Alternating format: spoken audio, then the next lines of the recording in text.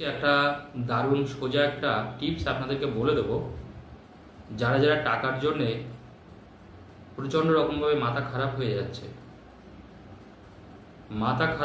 মানে মানে হাতে একদম টাকা নেই। সকাল পড়লেই রাত গেলেই আপনার হয়তো টাকার প্রয়োজন, বেশ কিছুটা টাকার প্রয়োজন, কিন্তু আপনার হাতে একদম টাকা ফাঁকা, টাকা নেই, কোনো জায়গা থেকেও টাকা নেই।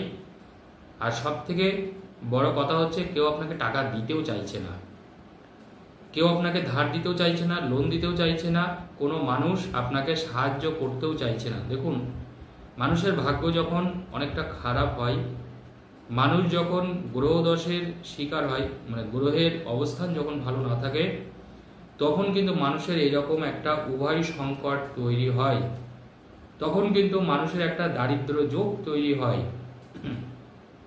হাতে টাকা নেই, প্লাস অন্য কেউ আপনাকে টাকা ধার, দেখুন অনেকের হাতে টাকা নাও থাকতে পারে মাসের শেষে, যেমন সত্যি কথা বলতে টাকা থাকে না, অনেকেরই টাকা থাকে না মাসের শেষে, কারণ দেখুন সবারই তো একটা বাজেট থাকে। টাকা দেখুন আমাদের কাছে নাও থাকতে পারে, কিন্তু অন্য মানুষের কাছে আপনি টাকা চাইছেন, তারাও আপনাকে টাকা দিচ্ছে না, কিন্তু তাদের কাছে কিন্তু টাকাটা আছে, টাকা আপনাকে তারা দিচ্ছে না। তখন আপনি সত্যিকারে ধরে নেবেন যে আপনার কিন্তু দারিদ্র যোগ আছে। কারণ দারিদ্র যোগ থাকলে অন্য মানুষরা মুখ ঘুরিয়ে চলে যায়, অন্য মানুষরা মুখের উপরে টাকা দিতে অস্বীকার করে, অন্য মানুষরা সোজা বাংলা ভাষায় আপনাকে না বলবে, যে অন্য সবাইকে টাকা ধার দেবে, আপনাকে দেবে না। এটা আপনি বুঝবেন, আপনার অবশ্যই জন্মকুষ্টি বলুন, হরস্কোপে বলুন, অবশ্যই একটা দারিদ্র যোগ তো অবশ্যই 100% আছে। কারণ দারিদ্র যোগ না হলে অন্য মানুষের কাছে হাত পেতে ফাঁকা হাতে আসতে হয় না। তো দেখুন, আমি বারবার করে বলি, জীবনে বাঁচার জন্যে, জীবনে চলার জন্যে আমাদের কিন্তু অর্থের প্রয়োজন হয়। কিন্তু হ্যাঁ, অনেক মানুষের, দেখুন আমরা তো অনেকে কাজ করি, সবাই তো টাকা ইনকাম করি, কষ্ট করেই সবাই ইনকাম করে, কারণ টাকা তো কারোর আকাশ থেকে আসে না, গাছ থেকেও টাকা পড়ে না, সবাইকে কিন্তু কষ্ট করে পেতে হয়। এবার হ্যাঁ, অনেক সময় দেখা গেছে জ্যোতিষশাস্ত্র অনুযায়ী, তন্ত্রবিদ্যা অনুযায়ী ঈশ্বরকে ডেকে ঈশ্বরের কোনো কিছু করার ফলে আমাদের কাছে কিন্তু টাকাটা চলে আসে, কারণ সেই ক্ষেত্রে ঈশ্বরের আশীর্বাদটা সত্যি কথা বলতে আমরা পেয়ে যাই, এরকম কিন্তু হয়। কারণ জ্যোতিষশাস্ত্রে কিন্তু যেমন গ্রহের দোষ কাটানোর বিধান আছে, ঠিক তেমনি যারা যারা আর্থিক সংকটে ভুগছেন, প্রচণ্ড রকমভাবে দারিদ্রতার সাথে সংগ্রাম করছেন, তাদেরও কিন্তু একটা উপায় আছে। আজকে সেই উপায়টা আপনাদেরকে বলে দেবো, আপনারা প্রত্যেকেই কাজটা করুন। আমি আশা রাখি এই কাজে আপনারা 100% উপকৃত হবেন এবং আপনাদের অর্থের সমস্যাটা পুরোটা চলে যাবে, অর্থের সমস্যা কিন্তু আর থাকবে না। যারা যারা নিদারুণভাবে অর্থের সমস্যায় পড়েছেন, হাতে অর্থ আসে না, বা অর্থ আসার পরেও সেই অর্থটা কখন চলে যাবে সেইটাই চিন্তা হয়, সেই অর্থ আপনার থাকে না, কোনো না কোনোভাবে টাকা পয়সা বেরিয়ে যায়। অনেক মানুষ আছে দেখবেন মাস গেলে 7,000, 8,000, 10,000, 15,000 টাকা ইনকাম করছে, তারা কিন্তু প্রচুর টাকা জমায়। তো আবার অনেক মানুষের দেখবেন মাস গেলে 50,000 টাকা ইনকাম করেও তার হাতে টাকা থাকে না। অনেক রকমের সমস্যা আছে। অনেকের তো দেখুন কাজই থাকে না, আজকে এখানে দুদিন কাজ করে তো ওখানে দুদিন কাজ করে, কাজ তার চলে যায়, বারবার করে তার কাজ পরিবর্তন হয়, এটাও তো একটা খারাপ জিনিস। কারণ কাজ চলে যাওয়া মানে আপনাকে বাড়িতে বসে থাকতে হবে, বসে থাকা মানে আপনাকে টাকা কেউ দেবে না, প্রচণ্ড খারাপ জিনিস। তখন তো দারিদ্রতা তো এমনি লাগবেই সংসারে।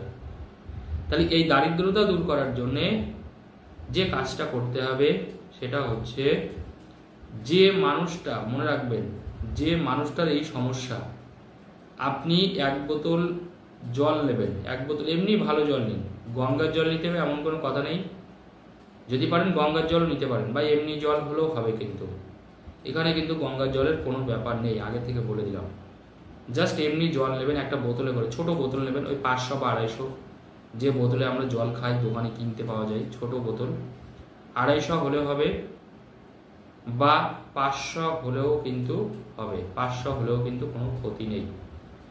ওই জলের বোতলের মধ্যে আপনি যেটা করবেন, তুলসীর পাতা দেবেন, 2টো মাত্র তুলসীর পাতা দেবেন। কি বললাম? ওই জলের বোতলের মধ্যে 2টো তুলসীর পাতা দেবেন। দুটো তুলসীর পাতা দেবেন, আর দুটো দেখবেন তুলসীর ডাল হয়, দেখবেন গলায় তো আমরা যেটা পরি, গলায় তুলসীর যে ডাল হয় যেখানে পাতা থাকে, ওরকম ডাল ভেঙে দুটো পাতা দেবেন আর দুটো ডাল দেবেন, ওই জলটার মধ্যেই দিয়ে দেবেন। বিশুদ্ধ জলটা যেন হয় দয়া করে, এটা কিন্তু একটু মাথায় রাখবেন। তাহলে দুটো তুলসীর পাতা আর দুটো ডাল দেবেন। ডাল দেওয়ার পরে একটা কাগজে লাল কালি দিয়ে লিখে দেবেন ওম কৃষ্ণ বাসুদেবাই নমঃ। ওম কৃষ্ণ বাসুদেবাই নমঃ, এই মন্ত্রটা লাল মানে কাগজে লাল কালি দিয়ে আপনি লিখুন। কি কতবার লিখবেন? আপনি লিখবেন এই মন্ত্রটা 11 বার লিখবেন। ওম কৃষ্ণ বাসুদেবাই নমঃ, ওম কৃষ্ণ বাসুদেবাই নমঃ, ওম কৃষ্ণ বাসুদেবাই নমঃ, ওম কৃষ্ণ বাসুদেবাই নমঃ, ওম কৃষ্ণ বাসুদেবাই নমঃ। এই মন্ত্রটা একটা কাগজে লাল কালি দিয়ে 11 বার লিখুন। 11 বার লিখে ভগবান কৃষ্ণের কাছে প্রার্থনা করুন। এই কাজটা করবেন 6টা 15 থেকে, সন্ধ্যা 6টা 15 থেকে রাত্রি 11টা 43-এর মধ্যে কাজটা করতে হবে। সন্ধ্যা 6টা 15 থেকে রাত্রি 11টা 43-এর মধ্যে, এই যে লম্বা টাইম স্প্যান আছে এই টাইমের মধ্যেই কাজটা করতে হবে। দিনের বেলায় অন্য সময় কাজ করলে কাজে ফল পাবেন না। এই যে টাইমটা বললাম এই টাইমের মধ্যে জাস্ট একটা, যখন আপনার সময় হয়, সন্ধ্যা 7টা হোক, 8টা হোক, 9টা হোক, 11টা হোক, যে টাইমটা আমি বললাম এই টাইমের মধ্যে যে কোনো টাইমের মধ্যে একটা কাগজ নেবেন, কাগজে আপনি লাল কালি দিয়ে ঝপাঝপ করে এই মন্ত্রটা আপনি 11 বার লিখে দিন। ওম কৃষ্ণ বাসুদেবায় নমঃ, ওম কৃষ্ণ বাসুদেবায় নমঃ, ওম কৃষ্ণ বাসুদেবায় নমঃ, ওম কৃষ্ণ বাসুদেবায় নমঃ। এই মন্ত্রটা 11 বার লেখার পরে কাগজটা ভাঁজ করে ভগবান কৃষ্ণের নাম করে প্রার্থনা করুন যে বাবা আমার এই দারিদ্রতা তুমি দূর করো, এই অভাব আমার দূর করো, আমার কাছে যেন কালকে সকালেই টাকা চলে আসে, কালকে সকালেই যেন আমার কাছে পয়সা চলে আসে, আমার যেন জীবনে কখনো দারিদ্রতা না আসে। এটা বলে কাগজটা ভাঁজ করে আপনি ওই জলের মধ্যে ডুবিয়ে দিন, ব্যাস আর কাজ শেষ, আপনার আর কোনো কাজ নেই।